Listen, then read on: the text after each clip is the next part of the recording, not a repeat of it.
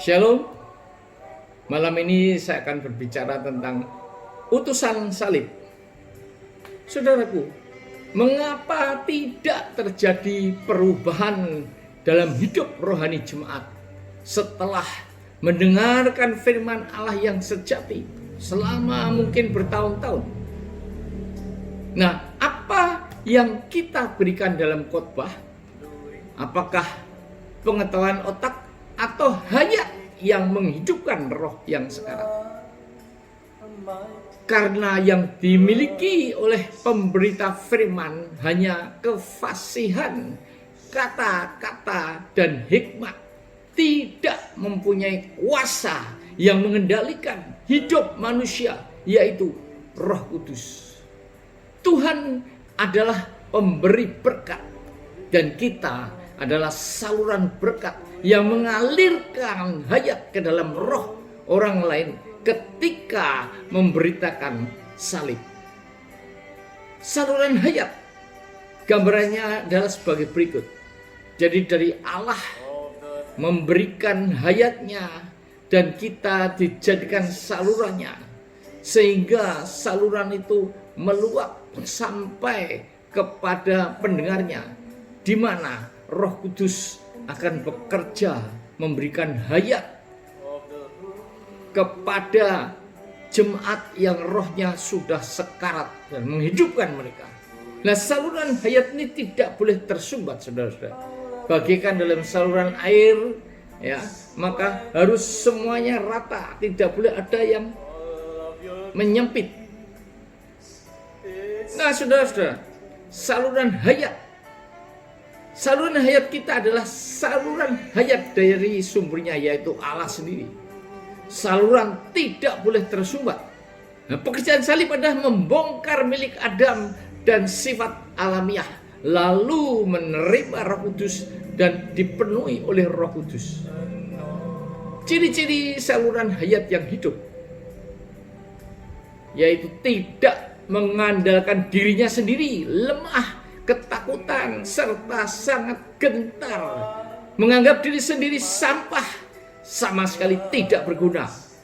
Dan dia adalah orang yang disalibkan, yaitu Paulus, saudara. Meskipun mulut kita meluncurkan kata-kata, tapi roh kita tidak mengalirkan hayat atau kehidupan untuk merawat, membangkitkan, dan menghidupkan pendengar yang sedang sekarat. Tuhan menginginkan kita bukan menjadi orator yang hebat, tetapi Dia ingin kita menjadi saluran hayat, mengalirkan hayat salib ke dalam hayat orang lain, sehingga kasih karunia Allah bekerja dalam diri mereka sampai memperoleh hayat lahir kembali. 1 Korintus 2 ayat 12. Demikianlah pula ketika aku datang kepadamu, saudara-saudara, aku tidak datang dengan kata-kata yang indah atau dengan hikmat untuk menyampaikan kesaksian Allah kepada kamu, sebab aku telah memutuskan untuk tidak mengetahui apa-apa di antara kamu selain Yesus Kristus, yaitu Dia yang disalibkan. Sedangkan dalam 1 Korintus 2 ayat 3 dikatakan, aku juga datang kepadamu dalam kelemahan dan dengan sangat takut dan gentar. Baik perkataanku maupun pemberitaanku tidak kusampaikan dengan kata-kata hikmat yang meyakinkan, tetapi perhatikan, dengan keyakinan akan kekuatan roh, supaya iman kamu jangan bergantung pada hikmat manusia, tetapi pada kekuatan Allah. Dalam 1 Korintus 2 ayat 4 dan 5. Dari ayat-ayat tersebut, kita dapat mempelajari 3 hal. Yang pertama adalah berita yang disampaikan Paulus. Kedua, diri Paulus sendiri. Ketiga, cara Paulus menyampaikan khotbahnya. 1. Pokok berita yang disampaikan. Paulus menyampaikan Tuhan Yesus Kristus dan Dia yang disalibkan. Inilah pokok beritanya, yaitu salib Kristus dan Kristus yang disalibkan. Paulus tidak tahu apa-apa kecuali ini. Nah, jika kita lupa salib dan tidak menjadikan salib serta Kristus sebagai satu-satunya judul kita, maka kita bukanlah orang yang memberitakan salib. Billy Graham khotbahnya ya itu saja, yaitu tentang keselamatan, tentang pertobatan, tetapi banyak jiwa yang dimenangkan. Nah, tujuan kita bukan membuat orang bertobat atau mempengaruhi pikiran mereka, tetapi menyalurkan hayat Allah ke dalam diri mereka, sehingga dapat memiliki hayat dan diselamatkan.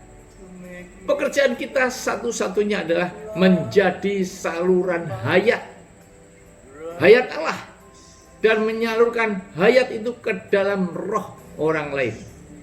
Nah, bagaimana kita dapat menyalurkan hayat jika kita sendiri tidak mempunyai hayat? Bagaimana kita dapat mengasihi orang lain jika di dalam diri kita tidak ada kasih? Apakah kita dapat memberi uang jika kita tidak punya uang? Nah, akibatnya adalah jarkoni, iso ngajar, iso nglakoni, saudara. Nah, banyak mimbar-mimbar sekarang ini menekankan pada berkat, hidup diberkati, kasih karunia, dan ucapan-ucapan yang menyenangkan hati dan enak didengar telinga, atau sebagai motivator, saudara. Nah, seperti kata Yesus dalam Yohanes 6 ayat 26, bahwa kamu mencari aku bukan karena tanda-tanda, tetapi karena roti. Menurut Reinhard Bonnke, kasih karunia lebih diutamakan, walaupun itu bukan pribadi seperti Roh Kudus. Syarat pengikut Yesus adalah sangkal diri, pikul salib setiap hari, dan barulah mengikut Dia. Lah, penyebab orang tidak memperoleh hayat lewat pemberitaan salib kita adalah, yang pertama, kita sendiri tidak mempunyai pengalaman salib. Yang kedua, tidak menggunakan semangat salib untuk memberitakan firman salib. Kita sekarang lihat diri Paulus yang kedua. Diri Paulus adalah saluran hayat yang hidup. Berita salib Kristus yang disampaikan Paulus tidak sia-sia, karena dirinya adalah saluran hayat yang hidup. Ia berkata bahwa dirinya lemah, ketakutan, dan gentar. Dia adalah orang yang disalibkan. Dia tidak mempunyai keyakinan dan tidak mengandalkan dirinya sendiri, bahkan menganggap dirinya sampah, saudara. Hanya orang yang disalibkan yang dapat memberitakan firman tentang salib. Kata Paulus dalam Galatia 2 ayat 19b, aku telah disalibkan dengan Kristus. Dan 1 Korintus 15 ayat 31, tiap-tiap hari aku berhadapan dengan maut. Hanya Paulus yang mati yang dapat memberitakan firman mengenai penyaliban. Memberitakan salib itu mudah, tetapi tidaklah mudah memberitakan salib dengan diri sendiri sebagai orang yang disalibkan. Pembawa berita harus mempunyai pengalaman sendiri, bukan kesaksian orang lain, karena tidak ada hayat dalam diri si pembawa berita. Dia tidak merasa dan mengalami sendiri. Bagaikan reporter sepak bola, saudara. Dia bisa memberikan komentar yang bagus, ya bola ke A ke B, ya tendang ini. Tetapi dia tidak mengalami bagaimana sulitnya menggiring bola, bagaimana sulitnya melewati lawan, dan bagaimana caranya bisa memasukkan gol ke gawang lawan. Nah, jika kita tidak mempunyai pengalaman salib, maka kita hanya memberikan teori hayat. Kita harus diubah dahulu oleh salib, serta menerima hayat dan roh salib untuk dapat memberitakan salib kepada orang lain. Yang ketiga, cara Paulus menyampaikan beritanya yaitu penyaliban. Paulus adalah orang yang disalibkan dan dia memberitakan salib menurut cara salib, yaitu dengan roh salib. Berapa kali dia dicambuk, dilempari batu, sampai dipenjara karena berita salib. Nah, seringkali yang kita beritakan adalah salib, namun sikap, kata-kata, dan perasaan kita seakan-akan kita tidak memberitakan salib. Nah, banyak pemberitaan yang tidak disampaikan dalam roh salib. Aku tidak datang dengan kata-kata yang indah atau dengan hikmat untuk menyampaikan kesaksian Allah kepada kamu. Di sini kesaksian Allah mengacu pada firman Allah. Paulus tidak memberitakan salib dengan kata-kata yang indah atau dengan kata-kata hikmat. Baik perkataanku maupun pemberitaanku tidak kusampaikan dengan kata-kata hikmat yang meyakinkan, tetapi dengan, inilah kuncinya, keyakinan akan kekuatan roh. Inilah roh salib, saudara. Salib adalah kebodohan bagi manusia, tetapi kekuatan dan hikmat bagi Allah. 1 Korintus 1 ayat 23 dan 24. Nah, jika kita memberitakan firman kebodohan ini, maka kita harus memiliki sikap dan bentuk kebodohan itu sendiri. Paulus mendapatkan kemenangan karena dia benar-benar orang yang disalibkan. Dia memberitakan salib dengan roh salib dan sikap salib. Nah, orang yang tidak pernah mengalami penyaliban tidak akan dipenuhi oleh roh salib dan tidak patut memberitakan firman salib. Pembawa firman salib harus berani bayar harga, yaitu pikul salib. Nah, setelah melihat pengalaman Paulus, tidakkah hal itu memberitahu penyebab kegagalan saudara dan saya? Kegagalan pemberitaan firman adalah pada si pembawa berita. Manusianya yang salah karena merintangi hayat Allah untuk mengalir, bukan firman Allah yang telah hilang khasiatnya. Kita dapat mencari berita, ayat-ayat, dan pengetahuan tentang firman dari referensi-referensi dan sebagainya. Tetapi semuanya itu hanya merupakan pinjaman, saudara. Bukan milik kita dan pengalaman hidup kita dalam salib. Kita harus sebagai pengarangnya. Ibaratnya tadi seperti tadi reporter sepak bola yang hanya berkomentar tetapi tidak mengalami kesulitan sebagai pemain bola itu sendiri.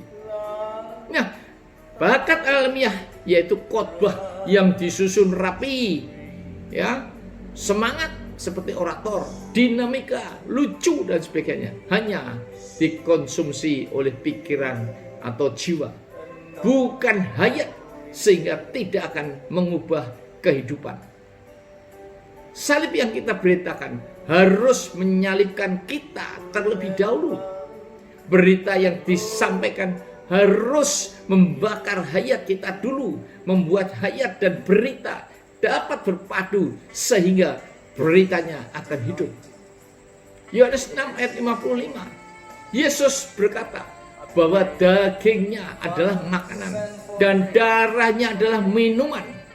Makanan dan minuman itu harus kita cerna sehingga menjadi bagian kita, menjadi hayat kita.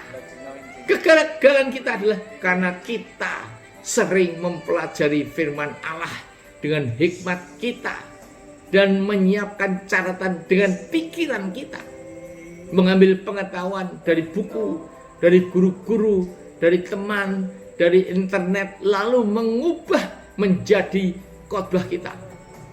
Reinhard Bonnke sebelum berkhotbah, dia menyiapkan dengan berbahasa roh selama 4 jam, saudara. Saudara akan merasakan perbedaan dari pekerjaan Roh Kudus jika beberapa hari sebelum saudara menyampaikan firman, saudara berpuasa, mematikan diri, menyangkal diri, dan bukan mencuri kemuliaan nama Tuhan. Nah, bagaikan tong air yang diisi, maka ketika penuh airnya akan meluap keluar. Lah, luapan air inilah gambaran saluran hayat yang diterima pendengar firman. Ya, kemudian setelah mengalir sampai kepada pendengar, Roh Kudus bekerja, saudara-saudara, mengubahkan hidup dan roh pendengarnya. Hayat, jika kita tidak mempunyai pengalaman salib, maka kita hanya memberikan teori hayat. Kita harus sudah diubah dulu oleh salib, serta menerima hayat dan roh salib untuk dapat memberitakan salib kepada orang lain. Pengalaman salib diantaranya adalah bayar harga. Saya diproses Tuhan sudah 19 tahun tanpa income, tetapi tetap sehat dan setia. Sehingga level iman saya bersyukur. Saya tidak pernah khawatir karena sudah terbukti pemeliharaan Tuhan. Nah, seringkali kita ini hanya mencari gampangnya saja, saudara. Tidak mau bergantung kepada Allah. Maaf, untuk datang ke seminar harus bayar uang transport dan sebagainya. Padahal seminar gratis, sudah dikasih makan siang. Itulah kebanyakan hamba-hamba Tuhan yang maaf aja, tidak mempunyai iman, tidak berani bayar harga. Hanya sekedar makanan saja, bukan firman yang dicari. Itulah seperti Tuhan katakan, kamu mencari aku karena roti. Saudara, arti hayat di sini ialah kita di dalam hayat telah mengalami firman Allah, telah mengalami berita yang disampaikan. Hayat salib adalah hayat Tuhan Yesus. Firman yang disampaikan bukan hanya sekedar ajaran, tetapi sudah menjadi hayat kita. Kita makan menjadi daging dari daging kita, dan menjadi tulang dari tulang kita. Saya pernah melihat 1 jam khotbah yang diajarkan tentang bahasa Ibrani, pengajaran seperti kuliah. Ini tidak akan memberikan kehidupan, saudara, hanya pengetahuan. Nah, itulah yang dimaksudkan dengan pelaku firman dalam Yakobus 1 ayat 22, yaitu bukan melakukan dengan kekuatan kita sendiri, tetapi Roh Kudus melalui hayat kita menghidupkan firman yang kita ketahui. Ini adalah suatu penghidupan, bukan perbuatan. Dan Tuhan Yesus harus disalibkan dulu, barulah Dia dapat menarik semua orang kepadanya dan memberikan hayat rohaniah kepada orang lain. Tuhan Yesus harus mati dulu, mengalami salib dulu, barulah mempunyai kuasa untuk menarik semua orang kepadanya. Nah, sumber hayat berasal dari memberikan hayat kepada orang lain lewat salib. Barang siapa percaya kepadaku, seperti yang dikatakan oleh kitab suci, dari dalam hatinya akan mengalir aliran-aliran air hidup. Yohanes 7 ayat 38. Batin harus dikosongkan dulu untuk menerima pekerjaan salib yang sempurna. Setelah dipenuhi dengan air hidup, maka akan melimpah ruah dan meluap sehingga akan mengalir untuk diberikan kepada orang lain. Arti mengalir di sini dalam khotbah adalah bukan menggunakan upaya, suara, psikologi, kefasihan, ajaran atau pengetahuan. Walaupun ada kalanya membantu kita, tetapi itu bukan air hidup. Bukan cara-cara pengaliran air hidup. Harus tanpa jerih payah manusia. Keluar secara kodrati, tidak memerlukan kefasihan atau teori yang tidak alami. Tetapi hanya memberitakan firman salib Tuhan dengan setia, dan orang lain segera akan menerima hayat yang tidak mereka miliki. Keberhasilan Paulus dalam Galatia 2 ayat 19b dan 20. Aku telah disalibkan dengan Kristus, namun aku hidup. Tetapi bukan lagi aku sendiri yang hidup, melainkan Kristus yang hidup di dalam aku. Tetapi aku sekali-kali tidak mau bermegah selain dalam salib Tuhan kita Yesus Kristus, sebab olehnya dunia telah disalibkan bagiku dan aku bagi dunia. Galatia 6 ayat 14. Salib dan rahasia pemberitanya. Maka demikianlah maut giat di dalam diri kami dan hidup giat di dalam kamu. 2 Korintus 4 ayat 12. Yesus mati di salib untuk memberikan kehidupan kepada manusia berdosa. Setiap hari Paulus melewati maut. Setiap hari dia membiarkan salib melakukan pekerjaan yang lebih mendalam di dalam hatinya, sehingga orang lain dapat memperoleh hayat salib. Paulus rela mati agar orang lain dapat memperoleh hayat salib. Nah, jika orang tidak memiliki kematian salib dalam dirinya, maka orang lain tidak dapat memperoleh hayat salib. Alangkah sulitnya hal ini. Arti kematian di sini bukan hanya kematian terhadap dosa, diri dan dunia, tetapi mempunyai arti yang lebih dalam lagi, yaitu kematian roh, jiwa dan tubuh yang diwujudkan oleh penyaliban Tuhan Yesus. Tuhan Yesus tidak mati untuk dosanya sendiri. Salibnya adalah wujud dari kesuciannya.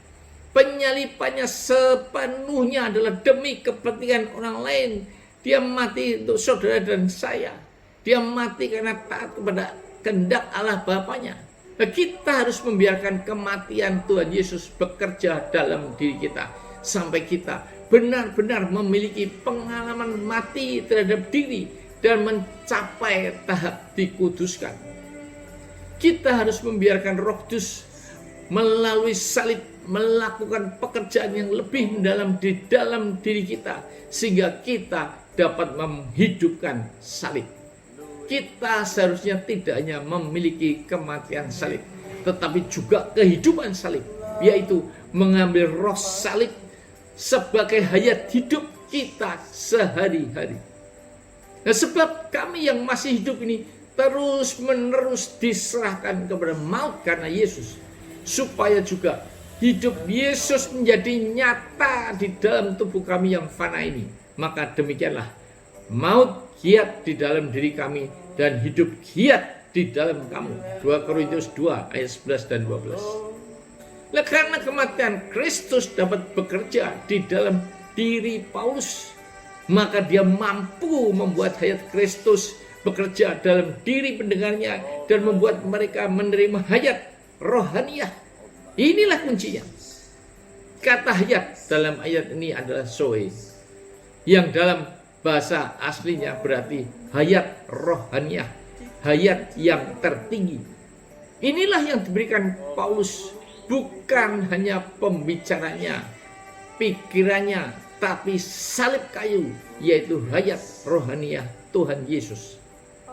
Hayat rohaniah inilah yang bekerja dan memungkinkan pendengar bukan hanya mendengar pembicaraan kosong, saudara-saudara, namun memasuki hayat pendengar yang gersang dengan hayat dan kuasa luar biasa, sehingga mereka sungguh-sungguh menerima hayat salib yang diberitakannya.